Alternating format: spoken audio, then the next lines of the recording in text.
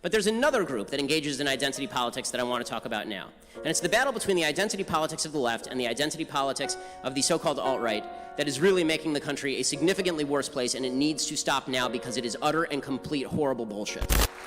The first thing to note, this notion that the alt-right is actually conservative is nonsense. Let me define what I mean by alt-right, because not everybody who likes Pepe memes or Harambe memes is a member of the alt-right.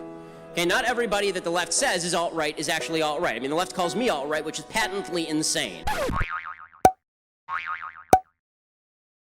I mean, you legitimately have to have a screw loose to call me alt-right. Okay, what is the alt-right? So the alt-right are a group of people who believe that ideology and ethnicity are inextricably intertwined, just like the identity politics left, right? On the identity politics left, if you're a black person who is a leftist, you're a leftist because you're a black person. On the identity politics right, Western civilization was not built by people with good ideas, it was built by people with white skin. And that means that people who don't have white skin cannot properly assimilate into Western civilization.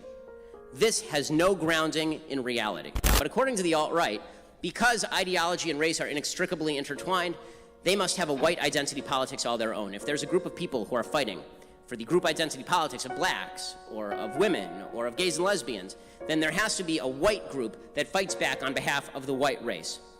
As you may have noticed, I think all of this is disgusting. Okay, Western civilization is not built on race. There have been lots of countries all over Europe that were not particularly civilized and were quite white.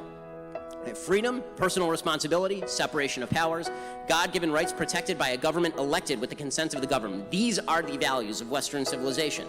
But the alt-right actually overtly rejects these ideas. They say the Constitution is outmoded, that it doesn't work. They say that government for white people is necessary and good because you can't assimilate people to so-called white culture. They hang out with neo-Nazis because a lot of them actually believe some of the same things that the neo-Nazis believe. White supremacy.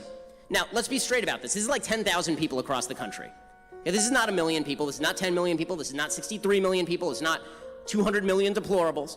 It's a very small select group of absolutely terrible people who believe absolutely terrible things. But they're getting a lot of attention and coverage right now because we live in a reactionary moment. A lot of the people are reacting to the identity politics of the left by making nice with the alt-right. There's this weird notion on the right that if you drink leftist tears, that's enough. Right? Drinking leftist tears is enough. So if the alt-right takes off the left, they're fine.